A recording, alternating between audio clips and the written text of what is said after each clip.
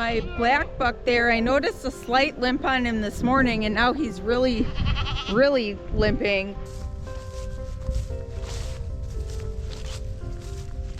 Badger's in timeout, and Mira's in timeout. Her and Mira went on an excursion this morning.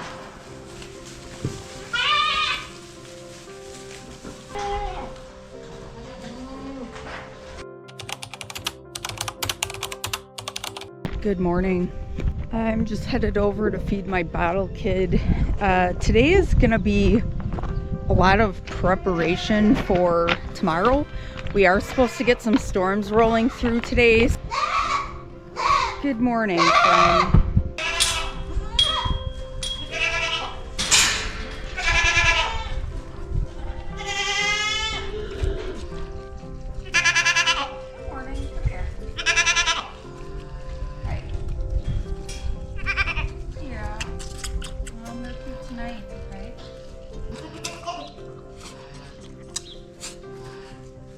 Tomorrow I'm going to be moving almost the entire goat herd up onto the neighbor's property. Historically, my entire herd has stayed in one strand of polywire. I sometimes do two if I have some young ones in there who are maybe trying to figure it out.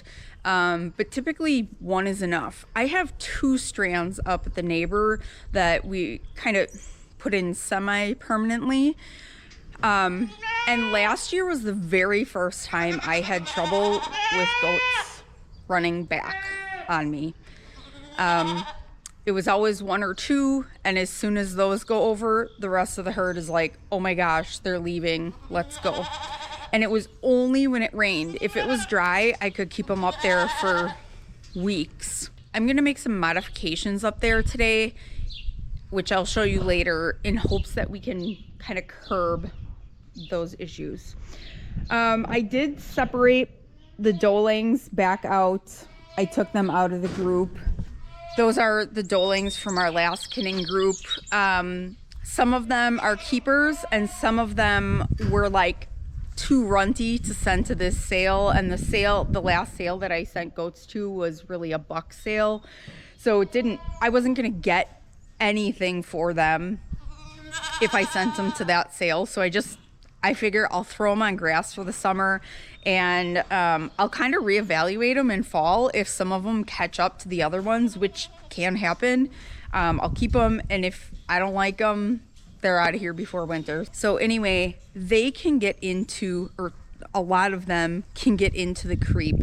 Some of the older kids in this group have such wide shoulders that I've had to open the creep bars a fair amount, which then some of these dolings with narrow shoulders can snake right through.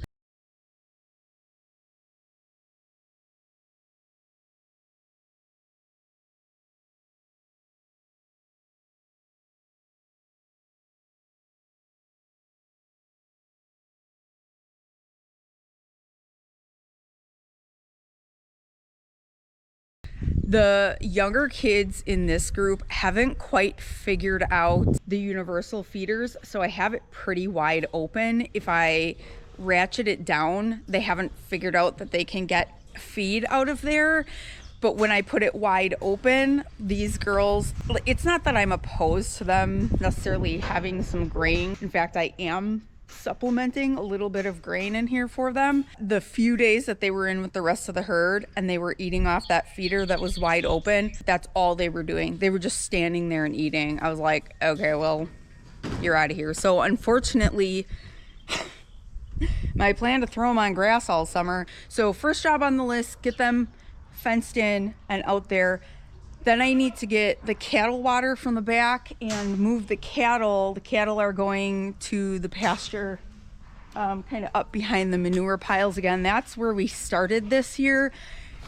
I haven't decided yet how fast I'm going to push them through the next rotation.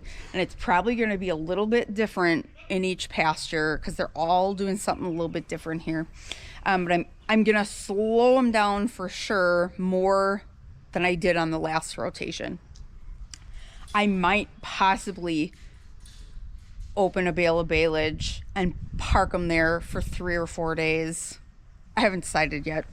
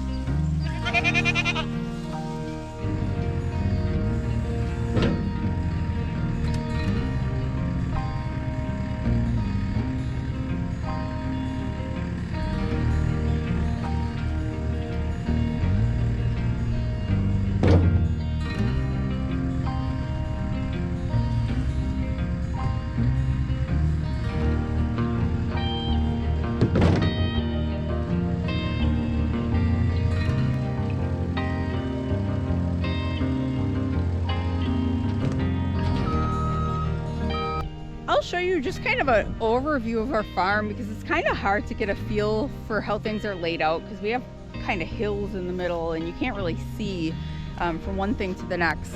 House and barn are down there. We've got stock bales stored there, all the spare building materials along the edge here. Cattle barn. The goats, that's where I just put them out to graze. So we've got pasture here, one there, a middle one, and then this other one goes all the way down to that fence line over there. That's actually a pretty big pasture. And then past the hill here, that's our biggest pasture. And that, I think that one's about 8 acres, 6 acres, something like that. And this fence line kind of curves back around and goes straight. And then this is the neighbor's property. And then up like where that transmission line runs, there's an easement that runs up through there. And we run the goats through their woods and on that easement. And then where I'm standing now, this is the entrance to the neighbor's property, and the pasture we're going to be putting the goats on is up through here. And the neighbor's house is up in that corner there, but this whole area up here, I think it's about 5 acres that the house and that whole tillable part in front sits on, but we probably graze 4 of it.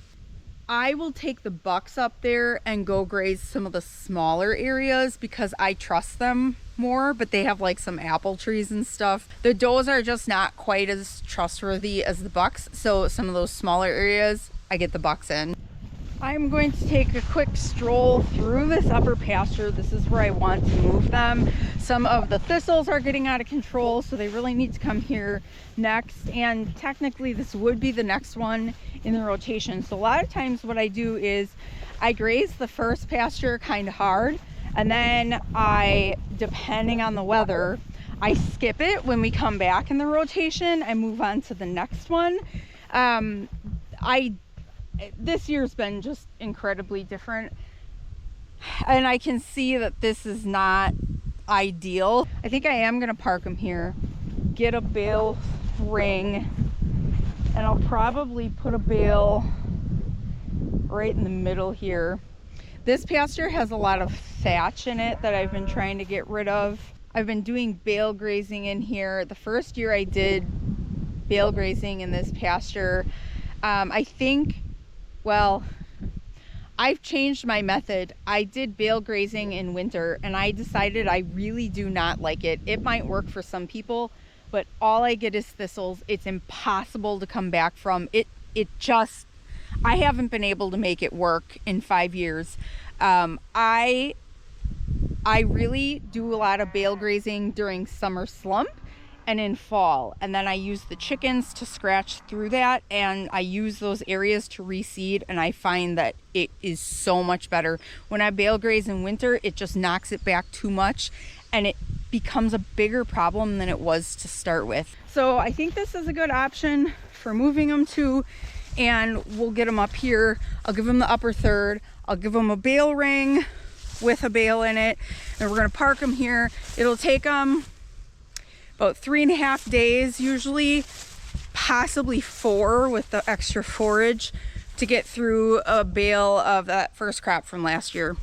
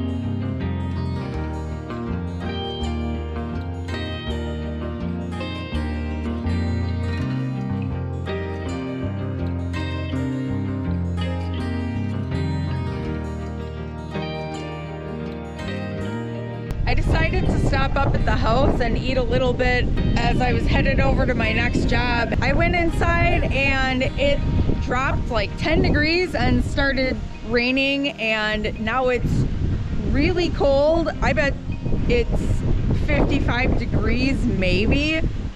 And it looks like we're now gonna have kind of scattered storms popping up on and off. I wanna move the bucks into this woods that we've got behind me. We're currently like down in the gully there, and now I wanna be able to move them into the more wooded area. I have this, I think this is an Asian pear tree, and that's, I was thinking it was an apple tree, but it's definitely not. That must be a pear tree.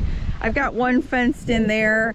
I don't put the does over here anymore. This is kind of buck only right now. I'm really hoping that I can afford some more collars by the end of summer, because I would really like to get a few more out to work on the forage that I can't fence in.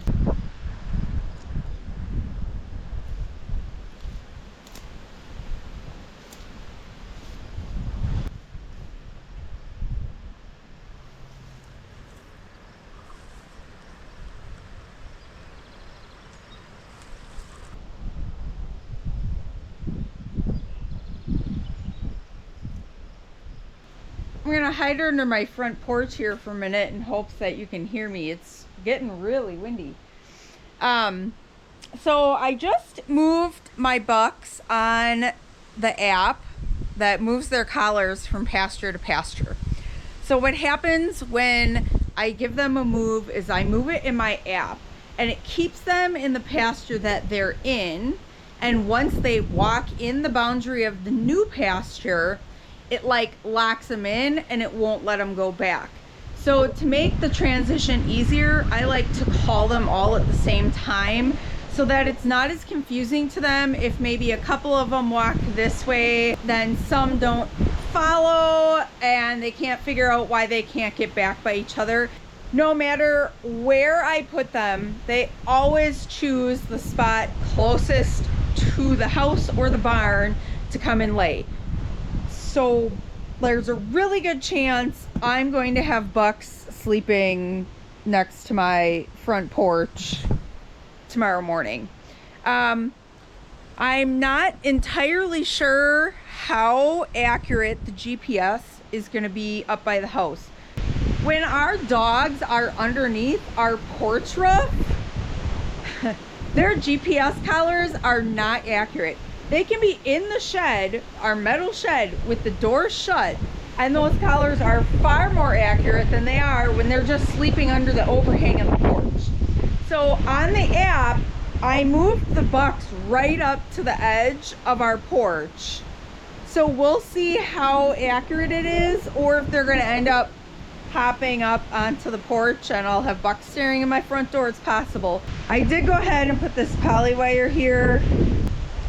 It's not electric or anything, but it hopefully will deter them from jumping on our front porch. Let me just check the app. I think what I'm gonna do, I just checked the radar and there is more rain coming, and I know I'll spend the next half hour getting all my stuff ready to go up on the neighbor's property and set that all up, and then it'll start raining and I'll be caught in the rain again. So I'm just gonna run my errands today that I was gonna run tomorrow. I will work tomorrow on setting that all up when the weather is more predictable. All right, my collars are all loaded. They are ready to move. I'm going to call them over here. Come back, come back. Oh, buddy. What's wrong with your foot? Come back, come back.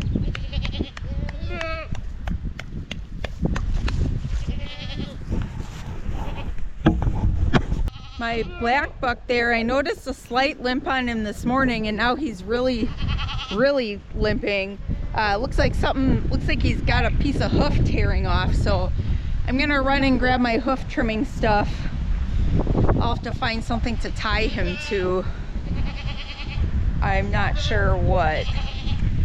So I actually set up an exclusion fence around this so they won't be able to jump on these trailers. This is kind of a narrow corridor. I'm kind of pushing the limits of the GPS here. Come back, come back. He hasn't walked into the new pasture yet. It says he's registered, but now it's not gonna let him back. So now he's confused because he hasn't been able to come up here. Come back, come back, come back. Looks like it's a trap. I don't know what's happening. You can't go back there anymore. So this is kind of a narrow corridor, so I'll lead him up onto the front lawn. Come back, come back.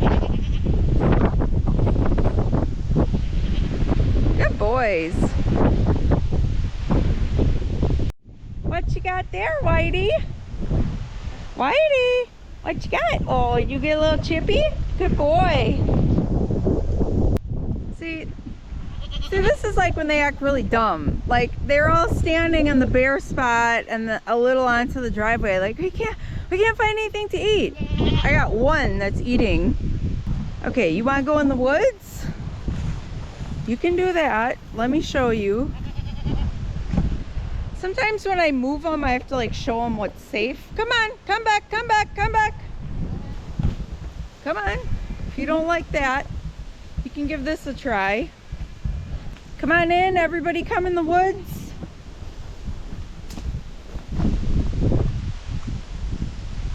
Come on. Come on in. Step right up. Come on, guys. So, in case you haven't heard me explain it in my earlier videos, his name is actually just Buck. When we got him, we couldn't come up with a name, and we kept calling him the Buck, and after a while I was like, why don't we just name him Buck? So all the rest of the bucks have names. His name is Buck. Come back, come back.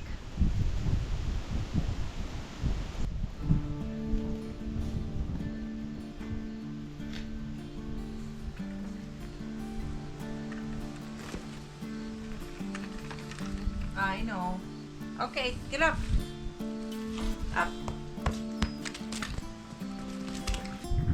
He thinks this poly wire is hot, and I don't want to freak him out too much, so I'm gonna give him some leeway here.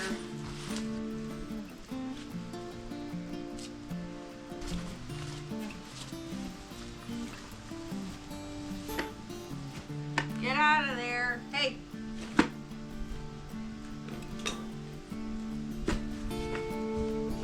Well, how did this happen?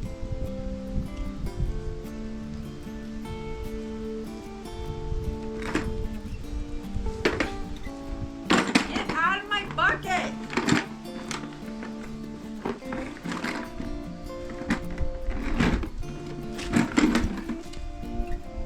Oh, you're being such a good boy, Buck. That's gonna hurt.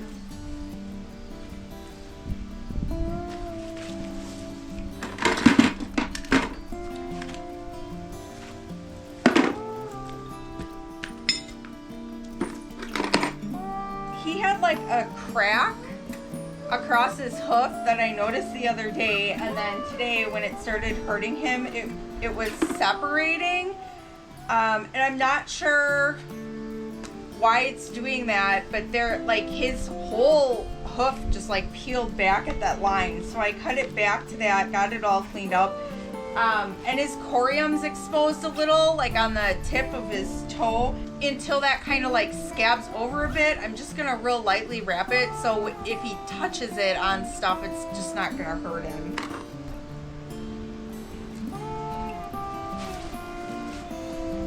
So he has a similar looking crack on this other front foot. I know, sweetie, does it hurt? So I'm just gonna lift this one up too and check out what's going on.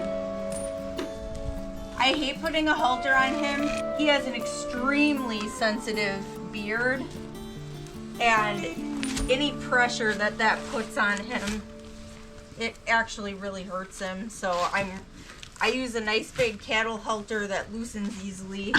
Can you chill so I can loosen this? Yeah. I gotta get it around these horns. There you go. Well, it looks like your wrap ain't gonna last long.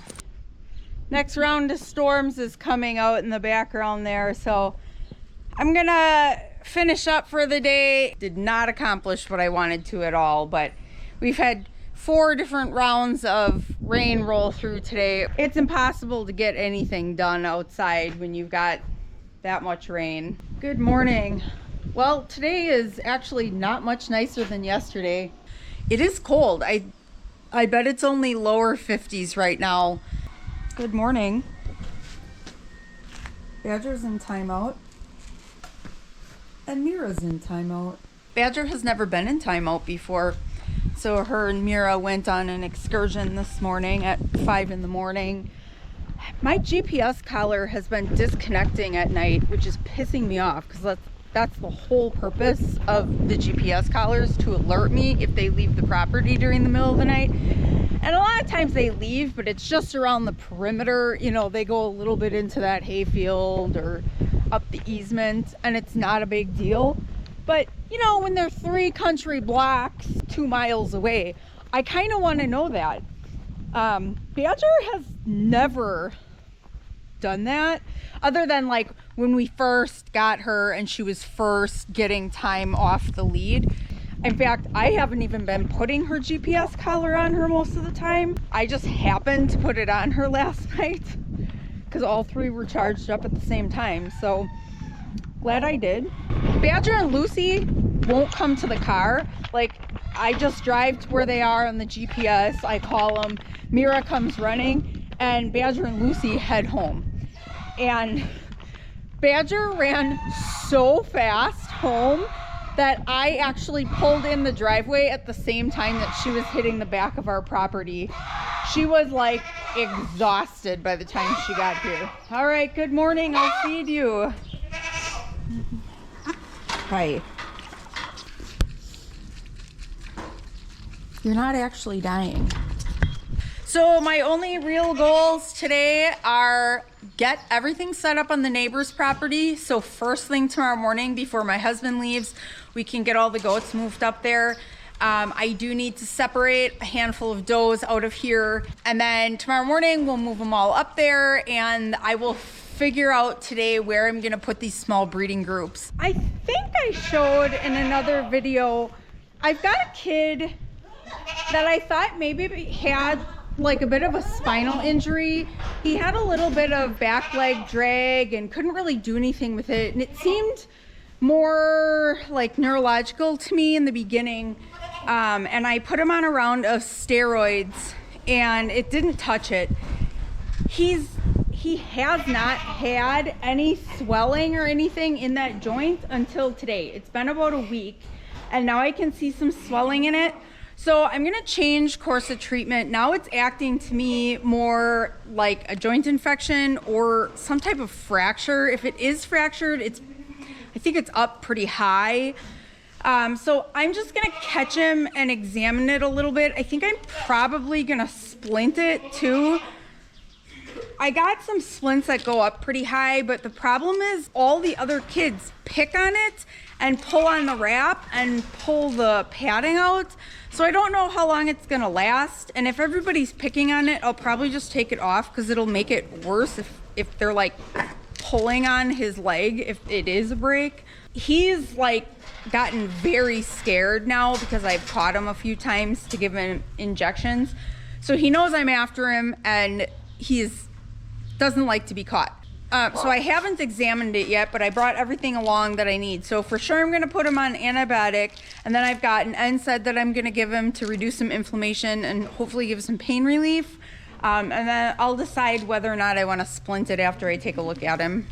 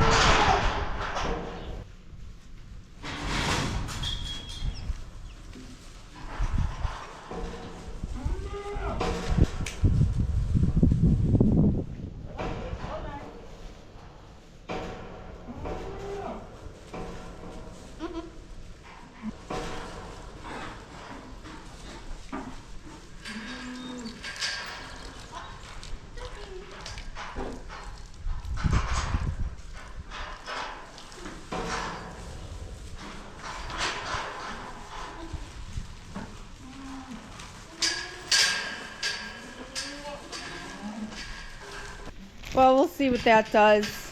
I'm not super hopeful of any type of recovery, but see, I guess the thing that really ends up being awful about it, when they have one leg, I've had ones where it's like, okay, yeah, something's wrong with it, no big deal, but the problem becomes this opposite leg. You can already see it. It starts to bow. They're overcompensating.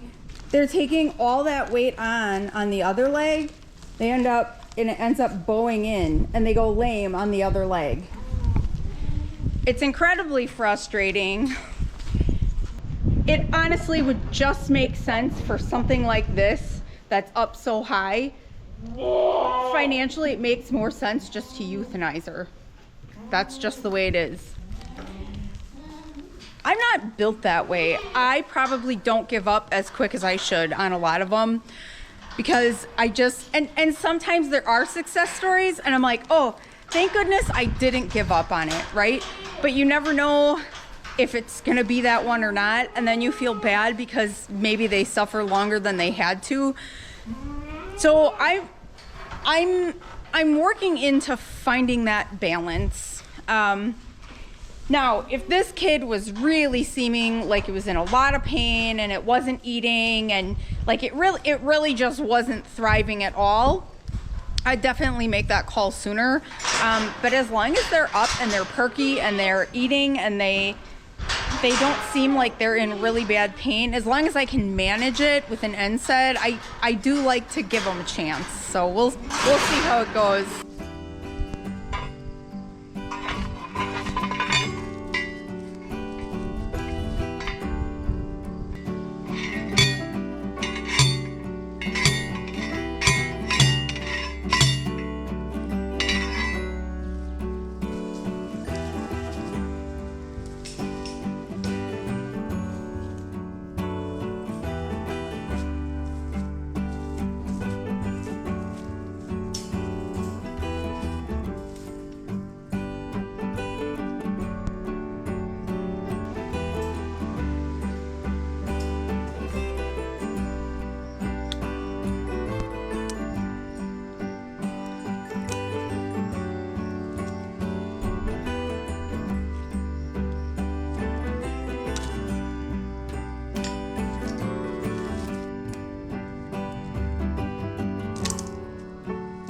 Okay, so I've got this job done. This is our woods here, and then this is our neighbor's property here, and we pasture the goats on this whole property. So our problem was we just had 2 strands of polywire around the perimeter, and last year was the first time we had some trouble with some of the goats running back. It really, like, every time it rained, they would come back down. They would be up here for 2-3 weeks, and then we'd get rain and they'd run back. I don't know. Since then, they've all gotten used to being rained on, I guess, a little bit, because prior to that, they had always had access to housing during rain. And so this year, everybody's been rained on with no housing a little bit. So I'm hoping they're acclimating. So what I did was I came down, and so the fence goes there, but I added some cattle panel here and here, and then a little bit here. This is like their doorway to get out, and then the path.